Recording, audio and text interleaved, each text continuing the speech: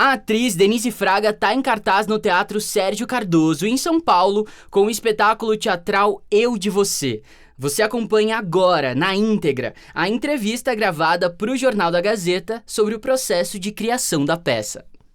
O Eu de Você começa no teatro, plateia, esse encontro cara a cara. Vem a pandemia, tem que remodelar tudo, óbvio, mas essa arte continua brotando, continua florescendo. E aí eu pergunto para ela, claro, qual que é esse brotar que faz a gente não parar, seguir fazendo com família, todo mundo junto, esses corações, essas várias mãos. Ai, você está falando do Horas em Casa, né, Felipe? Junto.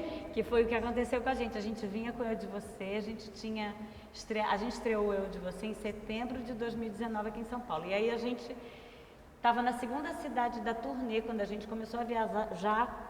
Foi em 16 de março de 2020, nunca vou esquecer esse dia, porque eu chorava que nem uma bezerra, porque parou tudo. E a peça estava recém começando. E a gente foi para casa e eu falava, a gente vai ficar 15 dias. E aquele 15 dias foi um mês para todos nós, né? Virou dois meses, e você não sabia o que significava aquilo, até que chegou uma hora e a gente falou, não, a gente tem que fazer alguma coisa, né, aqui dentro. E eu, o Luiz, nós somos parceiros na vida e na arte, estávamos juntos.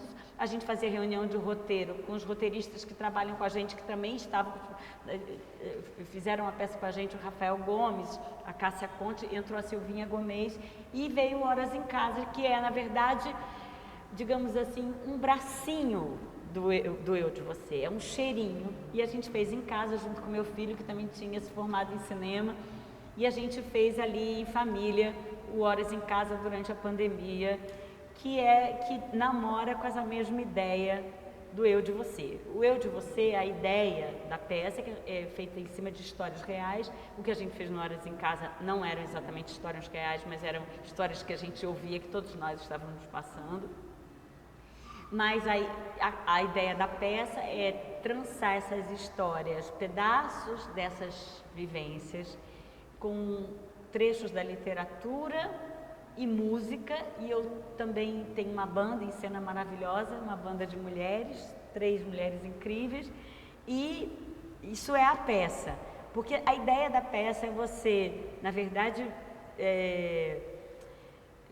quando a gente recebeu essas histórias, Felipe, assim, eu achei que a gente receberia, sei lá, por conta um pouco do retrato falado, histórias curiosas, pitorescas, mas a gente recebeu umas histórias melancólicas, diante do tempo que a gente estava vivendo mesmo. Isso era final de 2018, e eu acho que a gente está vivendo um tempo melancólico, as pessoas se sentindo muito sozinhas, muito tristes. A pandemia agravou isso, e eu sinto que, assim, as pessoas escreviam na carta assim, Denise, você que vai falar por mim, você que vai me dar voz. E quando a gente recrutou as histórias, eu fiz um vídeo que era, a minha próxima peça vai se chamar Eu de Você. Eu quero subir no palco para contar a sua história.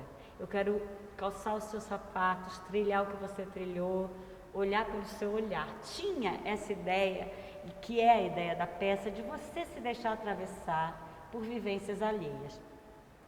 Quando chegaram as histórias eram histórias melancólicas. Eu falei, mas eu não quero fazer um espetáculo triste, porque eu sempre acredito no humor. As pessoas perguntam para mim, você só faz comédia? Eu falei assim, não é que eu só faço comédia, eu acredito no humor como um ingrediente muito potente para reflexão. É uma porta de entrada? É uma forma de você abrir a escuta das pessoas? Hoje eu te digo mais, eu achava um pouco isso, mas hoje eu acho que não é só essa coisa de você dar cachaça pro peru de Natal para poder matar ele melhor. Não é isso. Não é você deixar a pessoa rindo para você aí fazer ela refletir. Eu acho que o humor, ele abre a trilha do pensamento. Você não ri daquilo que você não entende. É como se o humor tivesse aliado à inteligência, à mente, e a emoção estivesse aliada a isso que você não consegue muito explicar, ao peito, essa região mais difusa. Quando o Brecht, por isso que eu gosto tanto do Brecht, ele é um autor que ele vai fazendo você rir. E é como se você fosse dando recibos assim, entendi. E vai fazendo a ideia caminhar com o humor. Eu acho que o humor, ele ajuda a abrir a trilha para o pensamento. E com isso, rindo, você é o maior difusor de ideias que tem. É você, através do humor, você consegue falar o que você quiser. Eu acredito que a ironia, principalmente, ela é um grande veículo, porque é quando você chama uma pessoa pela inteligência, você chama, ela vai entender pela ironia. E aí aí isso foi evoluindo na minha vida, na minha trajetória, porque o meu grande terreno de trabalho hoje, onde eu sou quase obcecada por ele, é esse terreno onde as pessoas riem, mas aí você transforma aquilo em emoção. Ou você flecha alguém, mas sempre caindo nesse peito emocionado, nesse lugar da emoção. Tem muita gente que coloca a arte nesse lugar de superior, desassocia a arte do comum, né, do cotidiano, do normal. Mas assim, a gente pensando, refletindo na peça, o que seria da arte sem o comum ou do comum sem a arte? Ai, que amor! Você parece até que leu o texto, que viu a peça. Não, que eu falo uma coisa parecida com isso no programa da peça. Porque é exatamente isso, né? Nós bebemos na vida cotidiana o que seria um escritor, a arte, né? Como você falou, ela vem da vida cotidiana. E ela não é a vida cotidiana. O que a arte faz? Essa peça, para mim, ela é quase assim, didaticamente isso. Eu pego a história que alguém me deu, como, olha o que eu vivi, Denise, e muitas vezes essa pessoa acha aquilo banal, ou acha aquilo pouco, entre aspas. A pessoa não tem noção da grandiosidade, da beleza, da existência, quando ela está vivendo aquilo. E quando nós pegamos essa história e devolvemos para ela essa história embalada no papel de presente da arte, da poesia e da beleza, e a gente diz para ela, olha o que você viveu, olha para a sua vida, olha o que você viveu, olha que legal. Quando ela vê, eu tenho uma história que vou contar melhor.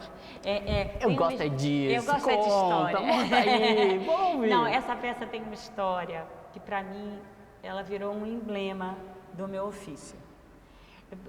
Nós contamos histórias reais na peça. E tem uma das histórias que é um menino que tem uma história de abuso e era uma história bem delicada. Tem duas histórias que eram bem delicadas. Então, como a gente queria que essas pessoas que nos enviaram a carta estivessem confortáveis com o jeito que a gente estava contando aquelas histórias delicadas, a gente chamou esses dois para assistirem a peça ainda na sala de ensaio antes de estrear, para saber se eles estariam confortáveis com a forma com que a gente estava contando. E o Felipe veio, e quando a gente acabou, eu passei a peça assim, na sala ainda de ensaio, sem luz, sem música, sem nada, e quando acabou ele chorava muito, e eu com ele. E aí nós perguntamos para ele assim, Felipe, como é que você se sente agora vendo a sua história contada?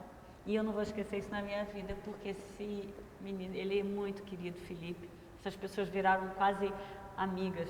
Ele sentadinho assim, a gente perguntando, como é que você se sente agora vendo a sua história contada? E aí ele olhou assim para cima, ficou com os olhinhos assim para cima e falou, livre.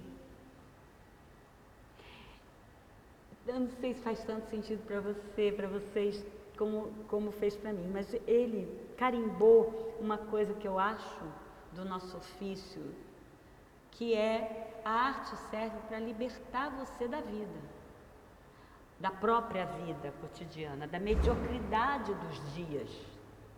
A arte te liberta, faz você ver que você é muito maior, você pertence a um negócio muito maior que se chama humanidade. E que você pode estar ali, né? Por isso que eu acho que uma pessoa que consome arte, quer dizer, que vai ao teatro, que lê, que vai ao cinema, que escuta boa música, ela é muito mais preparada que uma pessoa que não faz isso, mesmo que tenha a mesma escolaridade. Por quê? Porque essa pessoa é preparada para compreender a imperfeição humana como parte da vida. Nós somos imperfeitos e lutamos contra isso o tempo inteiro. E a arte, ela se faz, ela bebe o tempo inteiro nos grandes dilemas humanos. Estão aí os clássicos, que são clássicos porque falam de nossos dilemas insolúveis para sempre. Então, o que é bonito de ver na peça é que as pessoas riem de perceber o quanto que estamos todos juntos nesse barco e nessa coisa que chamamos vida, e que muitas vezes nós ficamos ali dentro achando que somos únicos, e não somos únicos, estamos todos nos sentindo sozinhos. Mas a gente, quando vai ver, a gente é esse arquipélago de solidões, onde está todo mundo sozinho, mas a gente está sozinho junto. Pelo menos isso a gente tem que ter a certeza de que todos temos esses problemas. Então, o Felipe, quando fala livre, ele me faz ver a função real que a gente tem. Quando a gente faz uma peça, a gente está dando espelho para as angústias, né? Voz para aquelas pessoas que se veem ali, né? O teatro nada mais é do que um grande espelho de reconhecimento de como nós somos ridículos. Somos ridículos. E dessa importância, às vezes, que a gente também se dá demais, aí você vê lá e fala, querido, é isso, é sobre, né? E assim, essa questão de você fazer essas misturas, vamos dizer, por exemplo, Leminski com Zezé de Camargo, a história que alguém te contou, juntar tudo isso, a música que também está presente, você está em cena, mas com esses músicos, isso é expandir também referências, também dá para essas outras pessoas alguns subsídios que elas não encontrariam em talvez outro lugar? Boa, sua pergunta, ótima, porque na verdade assim, o X da questão da peça veio daí, quando a gente falou de misturar esses pedaços de vida com uma música do Chico, do Zezé de Camargo, um Drummond, aquilo, porque eu acho que uma pessoa, quando está vivendo aquele negócio, se ela tivesse aquele poema do Drummond, ela falaria igual aquele poema do Drummond, que faz assim, né? Eu sempre falo, uma pessoa quando ela vive acompanhada da arte, ela está lá chorando, ela não deixa de chorar, ela está sofrendo, mas aí ela fala, é aquela música do Chico, né? Aquela que fala, e canta, e você saber que você, chorando ali do jeito que você está, você tem aquela música que o Chico fez quando tinha o mesmo sentimento que você, mas ele, poeta, foi capaz de dar a você uma voz para a tua angústia anos depois. E sim, e eu acho que esse paralelo, esse quebra-cabeça que a gente fez com a peça é uma direção linda do Luiz Vilaça, né, que fez esse mosaico. A gente foi fazendo, foi criada uma peça que foi criada na sala de ensaio por vários criadores, a Kênia Dias, diretora de movimento, nosso produtor artista que é o Zé Maria, muita gente junta ali, a Cássia Conte, o Rafael Gomes, a Fernanda Maia, a Simone Mina. Então eram criadores numa sala de ensaio, juntando esses pedaços e dizendo a essas pessoas, olha o que a tua vida, junto de um Drummond, como ela potencializa e como você é capaz de entender o que você viveu, né? E ao mesmo tempo as pessoas riem muito, porque a peça é engraçada, porque sou eu e porque eu tenho essa mania de querer fazer as pessoas rirem. Mas eu acho que a gente rindo, a gente compreende muita coisa. Eu tenho isso na vida, eu sou uma pessoa que muitas vezes está chorando e não deixo de chorar, mas eu rio e me lembro daquela música que parece com isso. Então eu acho que eu fiz um pouco isso, a gente faz um pouco esse paralelo de dar munição através da arte para enfrentar os dias. Você acabou de falar que isso é uma coisa que eu faço, isso é uma coisa que eu assumo.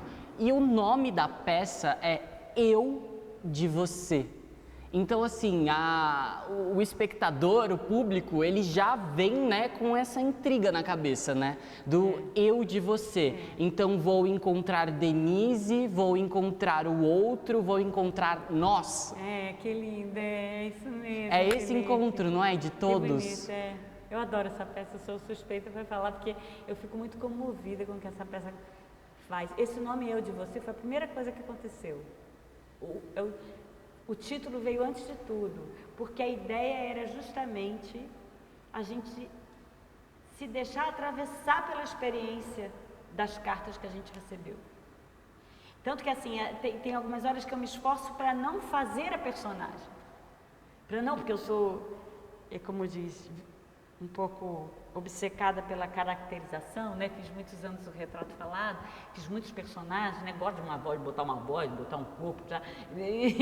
Mas muitas vezes, na peça, eu tento transitar, fazendo dessas histórias uma história única. E o que é curioso é que eu acabei colocando histórias minhas na peça. Porque durante os ensaios, eu me emocionando aqui e ali, eu contava uma história que eu tinha vivido. E o Luiz falava, conta a história então do teu pai, conta a história da sua mãe. Entra meu pai, entra minha mãe, entra uma professora minha, né? Entra histórias na peça que... E o que é bonito da peça, que tem um joguinho que você acaba não sabendo mais se aquela história é minha, de quem é, se é do outro, se continua do outro. E na verdade, vamos combinar, essa história é de todos nós. Nós estamos aqui fazendo a mesma história. E de alguma maneira a gente vai esquecendo disso. E essa coisa de você perceber o outro, a peça é meio um convite para essa percepção do outro, né? Que a gente está precisando tanto. Bastante, né? Depois de você fazer esse espetáculo, fez em São Paulo, começou aqui, foi para várias outras cidades, agora, passando por tudo isso que o mundo está passando, voltar para cá, como você está se sentindo, como esse espetáculo andou, o que Eu de Você mudou nesses tantos que viram, assistiram e de tantas vezes que você fez e repetiu com as variadas pessoas? Ai, que boa a sua pergunta, porque você sabe que eu estava pensando nisso ontem, porque eu comecei a ficar nervosa com essa estreia aqui em São Paulo de volta, e eu falei, mas por quê, né? Aí eu fiquei pensando, parece um cavalheiro, um cavaleiro, né? Uma cavaleira, no caso, uma guerreira, assim, que andou, porque foram tempos que a gente atravessou do jeito que pôde, vamos falar assim. Aliás, gostaria muito de agradecer ao SESC, porque a gente fez muitos espetáculos pelo SESC, e também muitos espetáculos assim, por pessoas, por atitudes individuais que seguiram lutando pela cultura brasileira nesses tempos que a gente viveu e que abriram brechas e possibilidades da gente fazer. Então a gente está viajando com o espetáculo desde fevereiro do ano passado, fizemos 2 temporadas no Rio e tudo muito, de uma forma muito guerreira. Então eu volto para São Paulo, parece que eu estou passando pelo Arco do Triunfo, a filha voltando para casa, assim, carregando, né, a lama nos sapatos dos campos de batalha e mostrando o que esse campo de batalha fortificou essa peça, porque cada vez que eu passo a peça, parece que ela potencializa o sentido. Aconteceu um negócio muito curioso, que a gente parou 2 anos por causa da pandemia, ficávamos sempre adiando a estreia, aí não é agora, não é mais, não é, um exercício de frustração horroroso. E aí, finalmente, reestreamos em fevereiro do ano passado. A gente falou, vamos ter que voltar para a sala de ensaio, separamos aí 20 dias para a gente reensaiar a peça. E aí eu passei a peça, fui chegando naquilo que era mais ou menos, e tudo parecia fazer mais sentido. A pandemia e os tempos que a gente atravessou pareciam ter potencializado aqui a vida, né? Porque a peça nada mais é do que não gosto dessa expressão tão banal, feita, o retrato da vida, mas a peça é um espelho ali, e aquilo que fazia depois de tudo que a gente tinha vivido. A gente fez umas adaptações, claro, por causa da história da pandemia, do uso de máscara. Tem algumas coisas que eu faço dentro da plateia. Então, tem algumas adaptações, alguns textinhos aqui e ali. Mas a peça foi potencializada por essa viagem, por esses campos de batalhas todos que eu atravessei até voltar para casa. Cá estou eu de volta. Então, é uma peça que eu vi acontecer, Felipe, com as pessoas, assim. Eu fico muito feliz de ter atravessado esses tempos, tendo essa peça como munição, porque ela me fez, e eu vi o que eu vi acontecer com as pessoas também, como as pessoas ficam tocadas. Acontece uma coisa muito curiosa que toda peça as pessoas vêm falar com você no final, depois, algumas pessoas, né? Poucas pessoas, dependendo do dia. Mas essa peça vem muita gente. Depois da peça, às vezes eu fico 1 hora atendendo pessoas numa fila depois da peça, porque as pessoas vêm me contar muitas histórias que as histórias suscitaram nelas. E pessoas emocionadas, porque mexeu muito aqui e ali. Eu falo que a peça parece uma música do Roberto Carlos, as músicas do Roberto Carlos. Não tem quem nunca cantou um verso. Porque é impossível você passar por essa peça sem se identificar, pelo menos com um pedaço.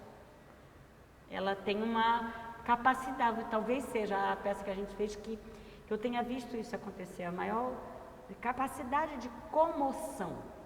Não estou falando de chorar ou rir, mas de trazer, de captura. As pessoas ficam realmente tocadas. E é uma peça engraçada. Isso que eu fico feliz, porque é uma comédia, assim, que se você for me perguntar, é uma comédia. As pessoas se divertem, as pessoas riem, mas elas também se comovem. Elas também choram e riem de novo. Como a própria vida. Como é a vida.